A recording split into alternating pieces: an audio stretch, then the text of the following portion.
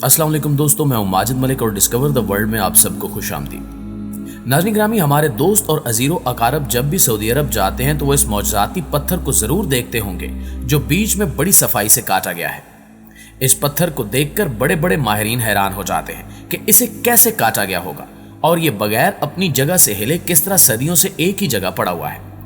इस हवाले से बहुत से नजरियात पाए जाते हैं, जैसा कि ज्यादातर लोग इसे आप सल्लल्लाहु अलैहि वसल्लम का मौजज़ा करार देते हैं, इसलिए इसकी ताज़ीम भी करते हैं। आज की वीडियो में हम जानेंगे कि इस पत्थर की हकीकत क्या है और ये किस तरह सदियों से अपनी जगह पर कायम है। तो चलिए बगैर कोई वक्त जाया किए वीडियो का आगाज करते हैं। नाज़रीन ग्रामी, ये अजूबा सऊदी अरब की मशहूर वादी तीमा के नखलिस्तान में मौजूद है और इस बड़े पत्थर को अल नस्ला चट्टान का नाम दिया गया है। इसे देखकर ऐसा लगता है जैसे गर्म छुरी से मक्खन की टिक्कियां काटी गई हैं। यह लेजर से पहाड़ को तराश कर बनाया गया है, क्योंकि बारीक झरी के दोनों अतराफ इतने हमवार हैं कि ऐसे लगता है कि मौसमियाती असरात की बजाय यह दरार किसी लेजर शुआ से वजूद में आई है।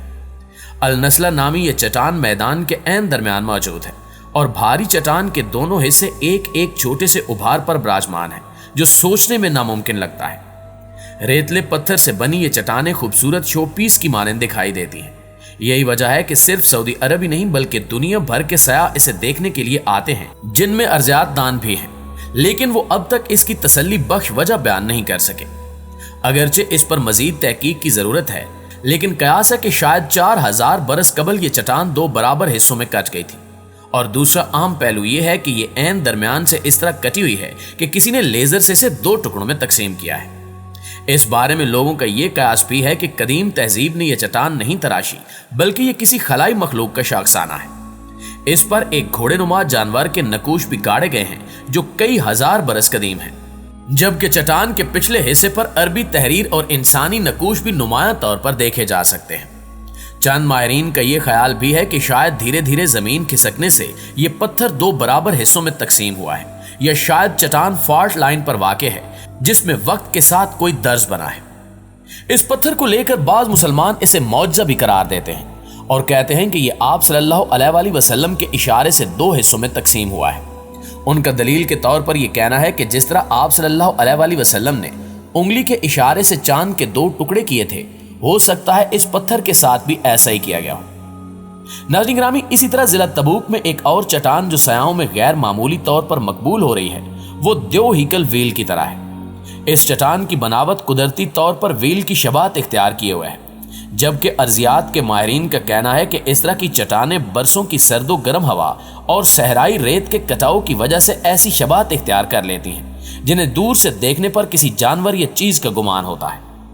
इसके अलावा सऊदी अरब के इसी इलाके के सहरा में एक और पहाड़ सयाहों की तवज्जो का मरकज बना हुआ है, जिसकी शक्ल बहरी जहाज से मिलती जुलती है।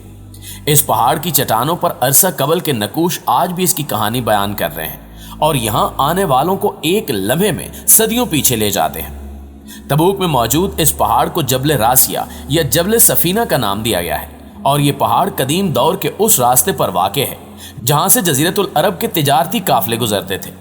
यही वजह है कि इस पहाड़ का वास्ता कई इंसानी तहजीबों और मज़ाहिब के मानने वालों से पड़ा है। कहा जाता है कि वहां से गुजरने वाले इस पहाड़ पर यादगार के तौर पर कुछ न कुछ लिख देते थे, जो आज भी इसकी चट्टानों पर मौजूद है। इस पहाड़ का जिक्र दौरे इस्लाम से कबल के शौरा और इस्लामी दौर के शायरों के कलाम में भी मिलता है। इस पर नक्श की गई बाज इमारतें 2600 साल कबल आदो समूद की कौमों के दौर की बताई जाती हैं, जबकि यहाँ अरबी में लिखी गई कई इबारात भी मौजूद हैं। इसके बाद दौरे इस्लाम में भी वहां से गुजरने वालों ने इस पहाड़ पर अपनी आमद के इजहार के तौर पर कुछ न कुछ लिख दिया था।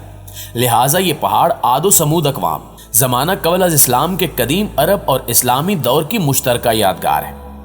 मुअर्रिखीन और माहिरीन आसार कदीमा के मुताबिक जबल सफीना तारीखी पहाड़ ही नहीं बल्कि अरबी जुबान के मुख्तलिफ अदवार और तारीख को समझने में भी मदद देता है, क्योंकि इस पर नजर आने वाले नकूश अरबी के मुख्तलिफ रस्मुल खत अरबी जुबान की तारीख भी बयान करते हैं।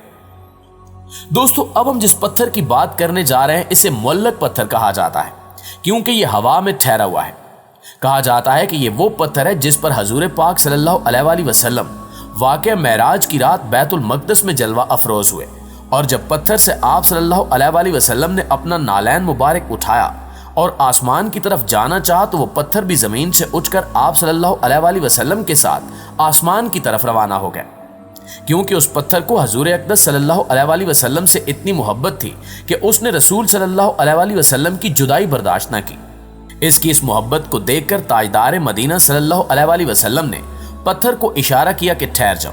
چنانچہ یہ پتھر عشق مصطفیٰ صلی اللہ علیہ وآلہ وسلم کی تصویر بن کر اپنے آقا کے حکم پر اسی وقت رک گیا، اور آج بھی یہ پتھر عشق و محبت کی داستان دکھانے کے لیے موجود ہے۔ یہ پتھر نہ زمین پر ہے نہ آسمان پر، بلکہ زمین سے ذرا اوپر خلا میں معلق ہے۔ یہی وجہ ہے کہ اسے معلق پتھر کہتے ہیں۔ پیارے ساتھیوں، یہ وہ باتیں تھیں جو ہمارے کم علم دوستوں کی جانب سے کی جاتی ہیں، لیکن اگر حقیقت کی بات کی جائے تو یہ پتھر ہوا میں نہیں ہے بلکہ زمین پر پڑا ہوا ہے، جسے ایڈٹ کر کے مسلمانوں کو گمراہ کیا جاتا ہے۔ ہمارا بات کرنے کا مقصد ہرگز یہ نہیں ہے کہ آپ صلی اللہ علیہ وآلہ وسلم معجزہ نہیں کر سکتے تھے، بلکہ ہمارا مقصد یہ ہے کہ اپنے بھائیوں کو گمراہ ہونے سے بچائیں۔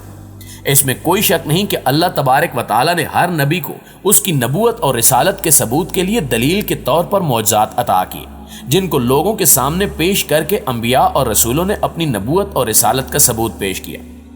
آقا صلی اللہ علیہ وآلہ وسلم سے پہلے جتنے بھی پیغمبر یا رسول آئے، وہ سب ایک خاص قوم کی طرف مبعوث ہوئے اور انہوں نے اسی قوم کو سیدھے راستے پر لانے کے لیے معجزات ظاہر کی۔ اللہ تعالیٰ نے کسی نبی کو ایک معجزہ دیا، کسی کو 2 اور کسی کو 3 معجزے عطا فرمائے۔ حضرت آدم علیہ السلام، حضرت نوح علیہ السلام، حضرت موسیٰ علیہ السلام، حضرت عیسیٰ علیہ السلام، یہ سارے انبیاء معجزے لے کر آئے، مگر ہمارے نبی کریم صلی اللہ علیہ وآلہ وسلم سراپا معجزہ بن کر آئے۔ آپ صلی اللہ علیہ وآلہ وسلم کا دیکھنا معجزہ، آپ صلی اللہ علیہ وآلہ وسلم کا بولنا معجزہ، آپ صلی اللہ علیہ وآلہ وسلم کا بیٹھنا، غرض کہ آپ صلی اللہ علیہ وآلہ وسلم کی ہر ادا معجزہ ہے۔ آقا صلی اللہ علیہ وآلہ وسلم کی نبوت و رسالت چونکہ تمام عالم کے لیے ہے اور قیامت تک کے لیے ہے، اس لیے اللہ تعالیٰ نے آپ صلی اللہ علیہ وآلہ وسلم کو جملہ اقسام عالم سے معجزات اور نشانات عطا فرمائے، تاکہ عالم کی ہر چیز آپ صلی اللہ علیہ وآلہ وسلم کی نبوت کی دلیل اور برہان ہو، اور عالم کی کوئی نوع ایسی باقی نہ رہے جو آپ صلی اللہ علیہ وآلہ وسلم کی نبوت کی شہادت نہ دے۔ حضرت عبداللہ بن عباس رضی اللہ تعالیٰ عنہ سے روایت ہے کہ ایک اعرابی حضور نبی کریم صلی اللہ علیہ وآلہ وسلم کی بارگاہ اقدس میں حاضر ہوا اور عرض کی کہ مجھے کیسے علم ہوگا کہ آپ اللہ تعالیٰ کے نبی ہیں۔ آپ صلی اللہ علیہ وآلہ وسلم نے فرمایا کہ اگر میں کھجور کے اس درخت پر لگے ہوئے اس کے گچھے کو بلاؤں تو کیا تو گواہی دے گا کہ میں اللہ کا رسول ہوں؟ پھر آپ صلی اللہ علیہ وآلہ وسلم نے اسے بلایا تو وہ درخت سے اترنے لگا، یہاں تک کہ حضور نبی کریم صلی اللہ علیہ وآلہ وسلم کے قدموں میں آ گرا۔ پھر آپ صلی اللہ علیہ وآلہ وسلم نے اسے فرمایا کہ واپس چلے جاؤ، تو وہ واپس چلا گیا۔ اس اعرابی نے نباتات کی محبت و اطاعت رسول صلی اللہ علیہ وآلہ وسلم کا یہ منظر دیکھ کر اسلام قبول کر لیا۔ دعا ہے کہ اللہ پاک ہمیں سرکار مدینہ صلی اللہ علیہ وآلہ وسلم کی سچی اور پکی غلامی نصیب فرمائے۔